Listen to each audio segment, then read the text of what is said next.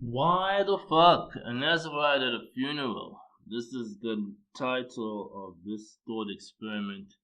It's going to be made up of 8 videos, hopefully less than 15 minutes long.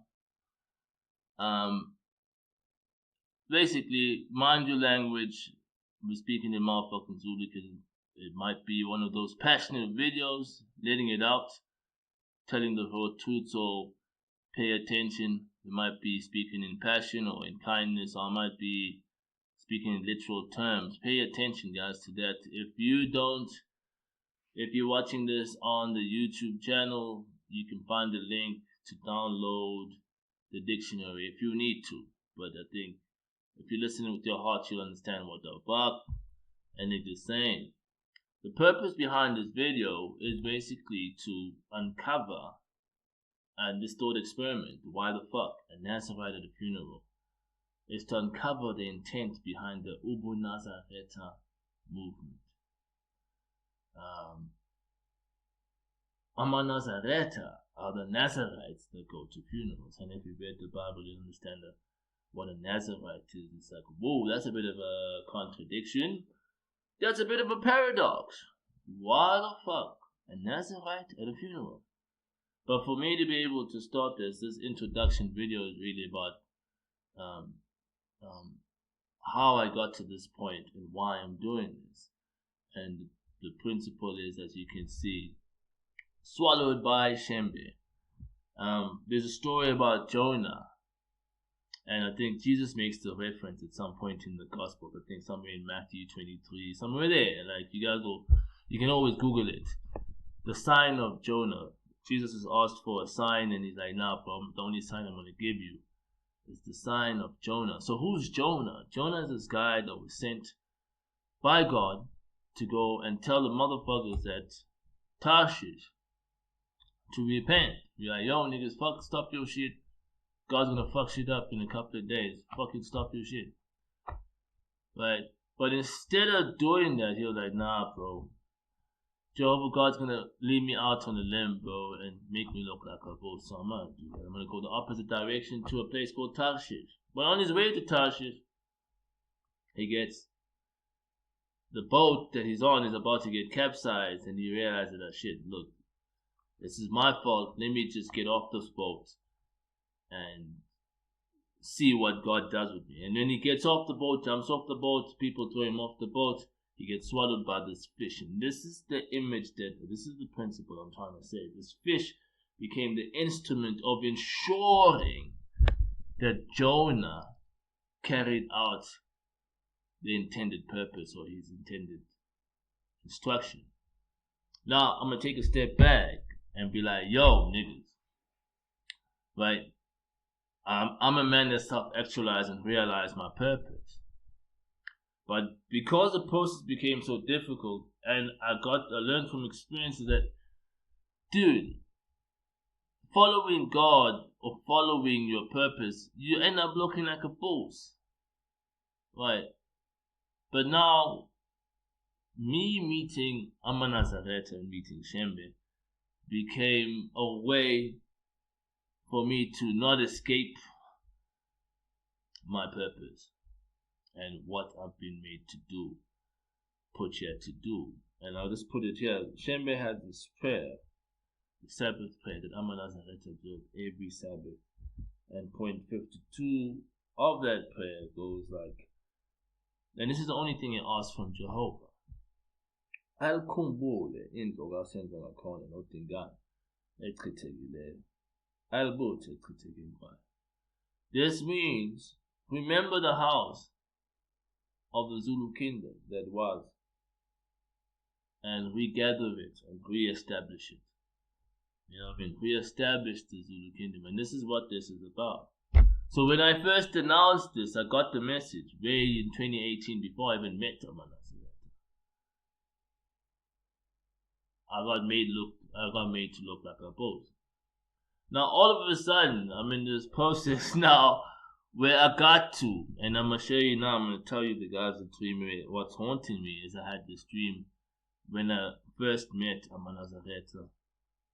One of the days I got ill, and the Ama Nazarite people had for some reason found a reason to be at the house that I'm living at, right? And I'm ill, I can't drink water, I can't eat, and I have this dream where I'm sitting in a queue about to get interviewed for a job. So I'm waiting to get interviewed for a job. See, Zulu guys come through and like, here's the motherfucker, there's the motherfucker, right? And I'm paraphrasing, right? They grab me, they cut me around my neck, and like this blood coming out. Like shit, now they take me into this room with this table, and there's a man on the other side of the table, and they present this contract to me, and they say, sign. God damn, I gotta sign shit. I signed this fucking document, and as I'm signing the document, the witness on the motherfucking contract is Shembe. Now, I'm tripping like, what the fuck? But as soon as I sign, the guy says, what's about fundis about? You're gonna teach my children. God damn. Now, I'm presented with gifts now. Now the attitudes change from aggression to like, wow, we got you, bro. Bags and shit, you know what I'm saying? And they present these suede shoes, like old looking but suede, dope ass looking shoes. And I change, and I'm looking dope. As I'm looking dope, I get taken into this place, like this is like an office park where all the activities are happening, and I'm being shown around like, hey man, this is where this is where this is. But as that's happening, I notice that, hey, motherfuckers out here having sex, bro. Motherfuckers out here hoeing. So I woke up with this in my mind, like, motherfuckers bitch hoeing, nigga. Motherfuckers is hoeing, yeah. Motherfuckers is hoeing, nigga. Motherfuckers is hoeing, yeah. Diddle diddle diddle diddle diddle diddle diddle. You know, motherfuckers bitch hoeing. And so from that dream, when I wake up the next morning, the swelling and all the illness had completely gone, to such an extent that even the people that were around me were like surprised. Wow, you went to bed eating shit. Now you're all of a sudden you're okay, dude. Because they found me in the morning. I'm just like trying to get some food, but like I'm chowing and like, God damn, are you okay already? I'm like, yeah. Then I realized, God damn, this dream was fucking real, bro. Do you know what I mean? So now, from that moment, I realized, dude, I can't escape it. This is the first point I'm going to make. And if you pay attention, the first point I'm going to, before I make this point, if you read the beginning of Isihlabelelo that Shembe put together, right? It says, Apaka Shembe, ngabakantunga, ngabakantansi, wadonsa. So meaning that Ntlanzi is one of the totem names, I would say. And it's not ironic, it's quite ironic that Ntlanzi, a man from Ntlanzi, swallowed a nigger, bro. And made sure, hey brother, where you wanna go? You wanna go and have a career for yourself? Fuck you, nigga, shit. We out here. It was about Fundis about. So that's what it became. So I'm going to make my first point here. Right? The sign of Jonah Jesus spoke of, just as the fish was sent to swallow Jonah, who was running away from delivering a message to the people of Nineveh. Isaiah Shembe honored his forefathers by becoming the fish in land that caught the Son of Man, who would try to escape his purpose of answering his prayer and teaching his children. Nazarite. That's what this dream is about, guys. If you don't agree, you might think it's something else. I think I remember asking one of the people that I knew, and I told about the dream. I think two people, and they tried to play it down, like maybe you're gonna be a teacher. I actually tried to go teach some high school kids, and then realized, fuck, that ain't it. In fact, the principal of the school was like, get the fuck out of here, nigga. You're not meant to be here, nigga. Get the fuck out of here, you know? So that's what I'm gonna say. So the second part before, just for me to close this up, is that the challenge that I had and the reason why I've been a bit resistant to the calling is the fact that, number one, if I were to share, just even sharing this with our Nazirite is borderline blasphemy. Because these motherfuckers, I'm sorry to say, y'all is stubborn motherfuckers, man. Y'all is not niggas that are easy to talk to. You know what I mean? Like, be open to, like, yo, nigga, okay, that's an interesting thing that you say, nigga. What you mean? You know, they not that type of motherfuckers. They like, fuck, we know what we know. If you're gonna say anything that sounds different, fuck you, niggas, fuck out here. You know what I'm saying? So, that's what made it like, dude, what the fuck am I gonna teach these niggas? Zulu people are probably the most stubborn motherfuckers on the planet. Stubborn as hell. You know, stuck in their ways. You know, you can't tell them nothing. So that's the irony. So here's the things. How do I say that, hey guys, I'm here to answer Shembe's prayer and this is why I'm here. And you're here to help me. That's why you're here. And what am I going to teach you? And this is what I want to teach. And let me break it down. Is that the fact that we live in a time where human beings don't apply their minds. I'm going to make a reference in Revelations. We hear about this great prostitute and spiritual prostitution in the prophetic books of the Old Testament. And this is, we live in a time where we are spiritual prostitutes. And I want to break that down. We ingest information for the sake of just ingesting information, but we never really process it. Our ancestors used to do that because our ancestors live in a time where I need to understand my environment. I can't cram it.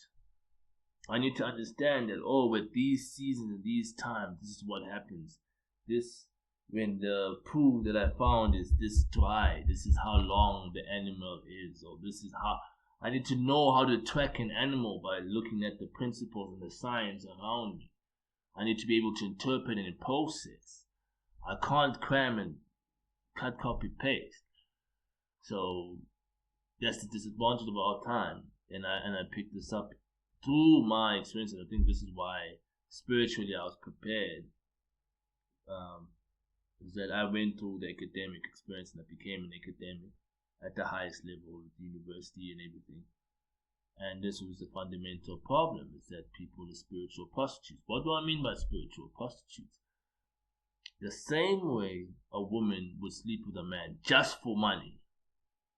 I'm not with you. If you don't money, I'm not fucking with you. You know what I'm saying?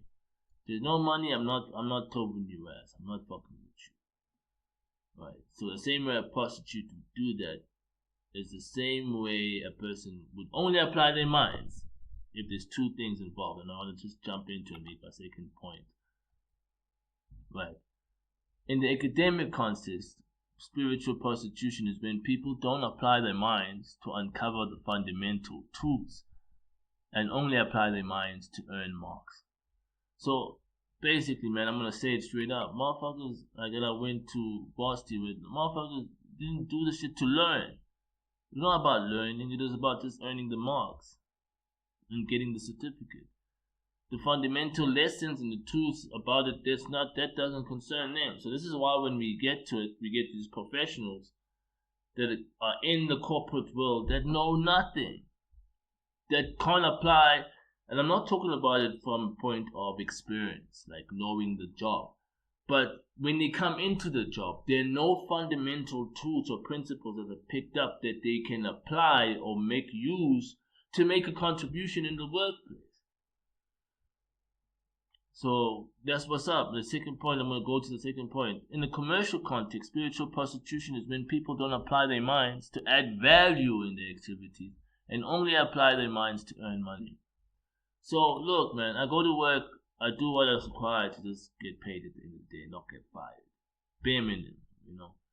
I'm not like there, like, bro, this is what the company is doing, this is what it's trying to achieve, and this is how I can make sure that this company achieves that.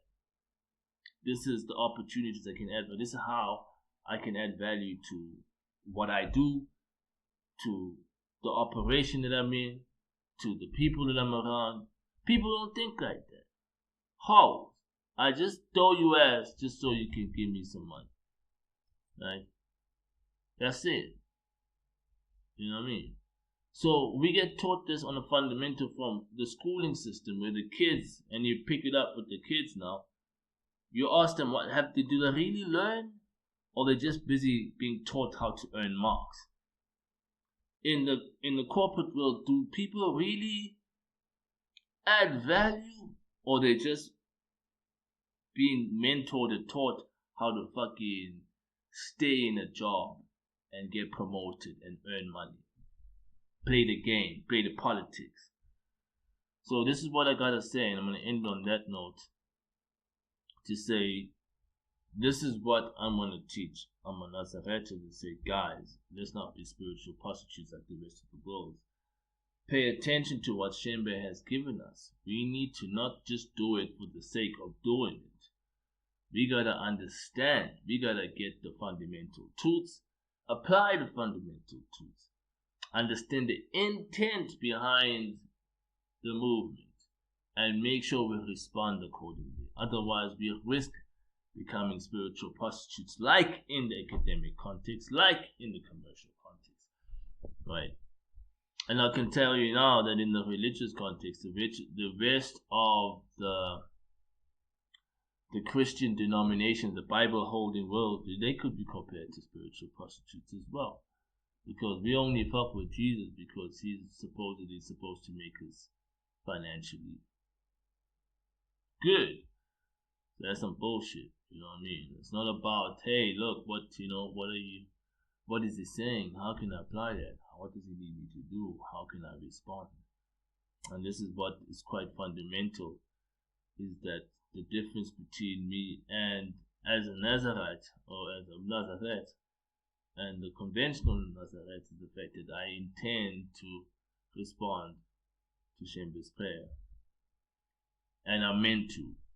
And anybody that gets involved with that is blessed, because it is a calling, is that to reestablish the Zulu kingdom, reestablish what was heaven and earth, and putting it into context. So don't be alarmed, anybody listening to this. It's about taking the principle in the Bible that you've heard Jesus saying, thy kingdom come, thy will be done on earth as it is in heaven. Right? Seek thee first the kingdom of God, and all these things shall be added unto you. So like, I sought the kingdom, I found that, oh, that was the Zulu kingdom, that was Indruga Center, Akona no Degan. Seek that kingdom first, and all these things shall be added unto you. And this is why we hear like, I found the kingdom, okay, we gotta reestablish it. That's putting it into context. And I think that's why I'm here. And I'm going back to my first point. Let me make my first point. That caught Ntanzi, that caught the son of man, who would try to escape his purpose of answering his prayer and teaching his children. So that's all I gotta contribute. I don't know nothing. I mean, I've been learning about the customs and the laws for some time now, so I do know something now, but initially I didn't. But if there is something I'm gonna teach, it is that, guys, let's get the principle, apply the principle. Let's get the intent behind the movement and make the intended impact. And that's all I'm gonna say. But we're gonna stop it there. Next video is coming up.